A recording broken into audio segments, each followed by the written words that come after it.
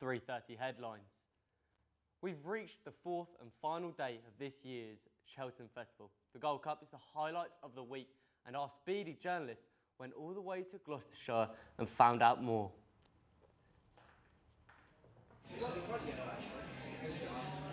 You don't get much more fast-paced than horse racing, and it's the biggest event of the year today, the Cheltenham Gold Cup. We've started the day in Southampton, and Galopin de Champs might be the favourite, but as long as we don't run into any hurdles and trip along the way, we're going up to Cheltenham for the full punter's experience. We've got the car, we're heading up, we'll see you there.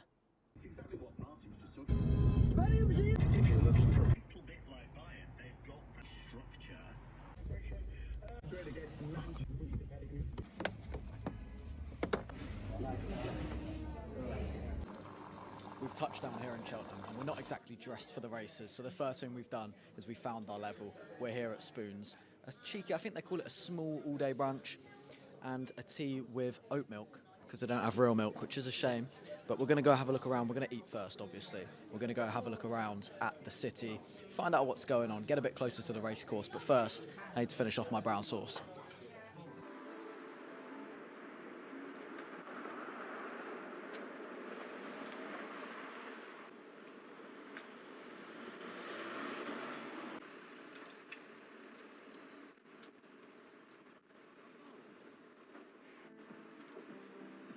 So we're on the outskirts of Cheltenham right now because the pricing was extortionate for parking. We were not affording that in the city centre. As you've seen, we've had a bit of a scran at Spoons as well.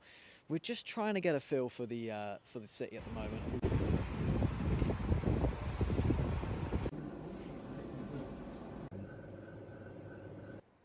Galopin de Champs, the name on everyone's mouth at the moment, the favourite horse to win the 3:30 Gold Cup. We've ran into a couple old friends here at Cheltenham as well, and they've all got the same name on their slips. Won it last year, Galopin did, looking to go back-to-back in the Gold Cup for the first time since 2020.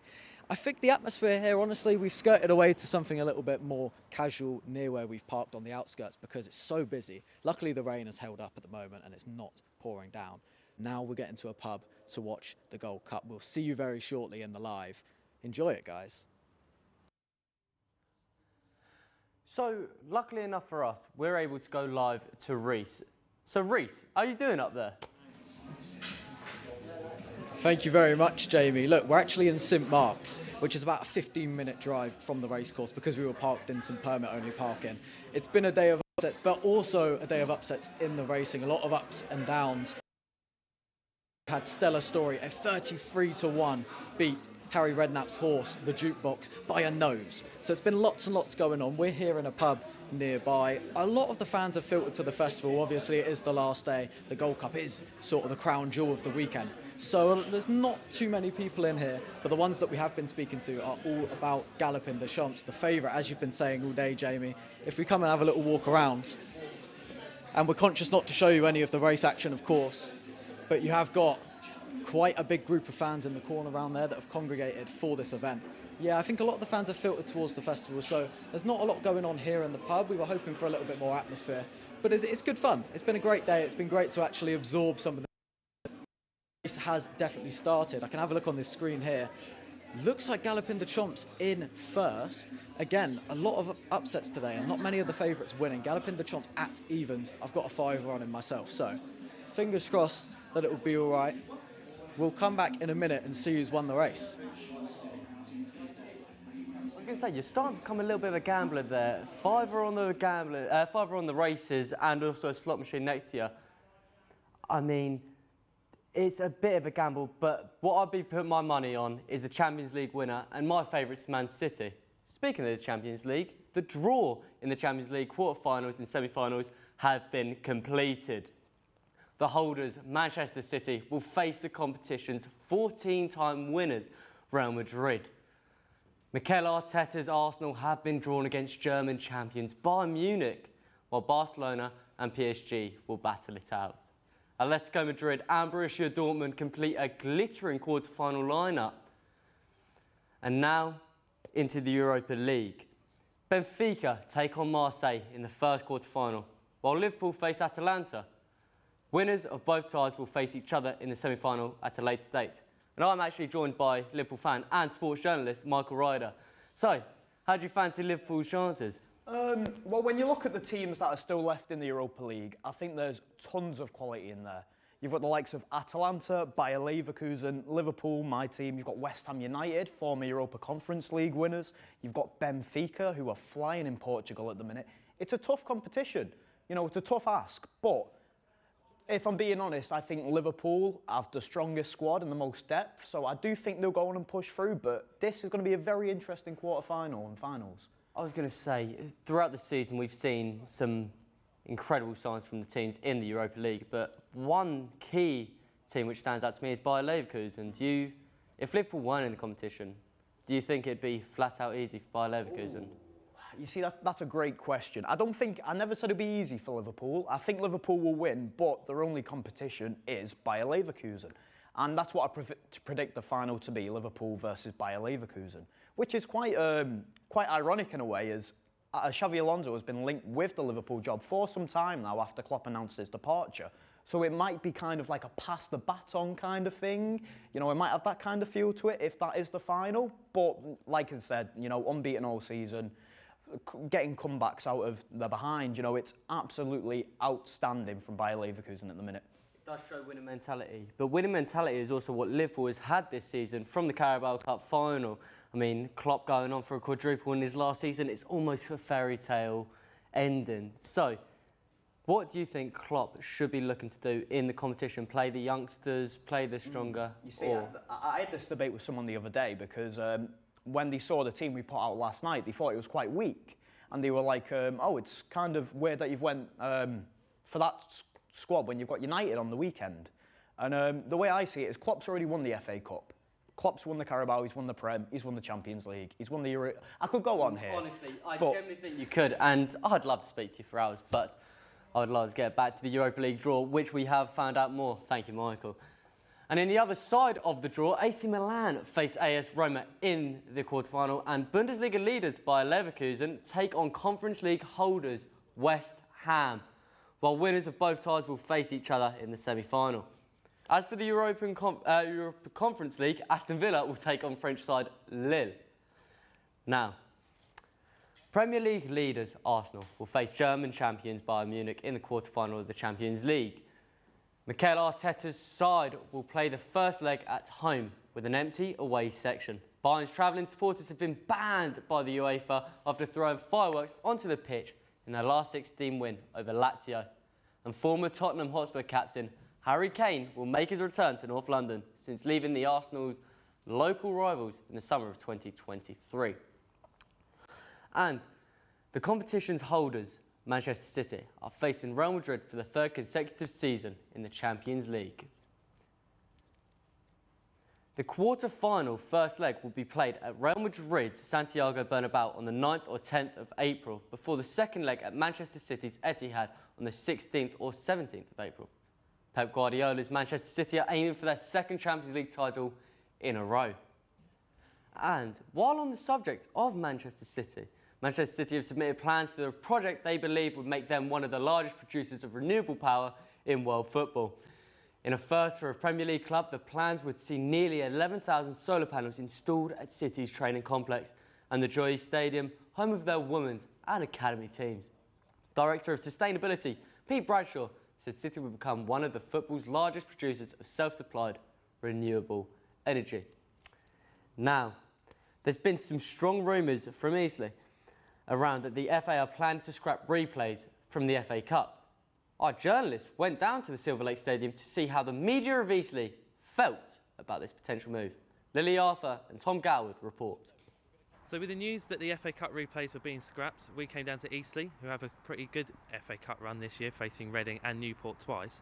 And we spoke to Ricky Hart, the head of media at Eastleigh, to find out if it was a good or a bad thing that the replays had been scrapped. Obviously it has its pros and cons. I think mostly it has its disadvantages.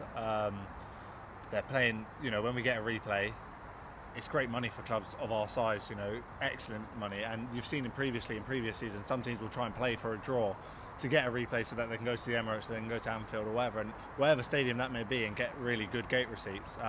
So in that respect, it's a disadvantage. For teams fortunate enough to be picked for TV coverage, there's over £100,000 up for grabs for each side, with the replays bringing in a further 50 grand. We've seen lots of non-league clubs force replays against Football League opposition this season. Cray Valley, Horsham and Eastleigh all being rewarded with fantastic away days. However, Eastleigh head of media, Ricky Hart, can see both sides to the story. This season, when we played Newport away, that went to a replay and we brought them back here. And it just adds another fixture. So especially if you've already played them away and then you've got to then come here, it's like the gate receipt's not really that important when you come back home. But to have another fixture, and you can see after that game, our season sort of seemed to fall apart a little bit. Obviously, we've had a change of manager since, but I feel like from that point of view, that's something that probably won't be missed. It's clear that this decision won't be in the best interest of non-league clubs, as we await an official announcement from the FA. And now some news from Reece again. We've heard that the race is over. Now, has it been a journey well spent and money well spent, Reece, in this bet? So, what's happened there? Thank you very much, Jamie. We do have a winner here. Galloping the Chumps has won it for the second year in a row. First back-to-back winner since 2020. Joined by two punters as well. We've got Alex and Joe here. Boys, any money on that horse? I did. No, not on a winner. I had it on second. So, bit gutted, but good race. And have you been successful at all in Cheltenham or not? You've been putting a lot of bets on? Nah, not really.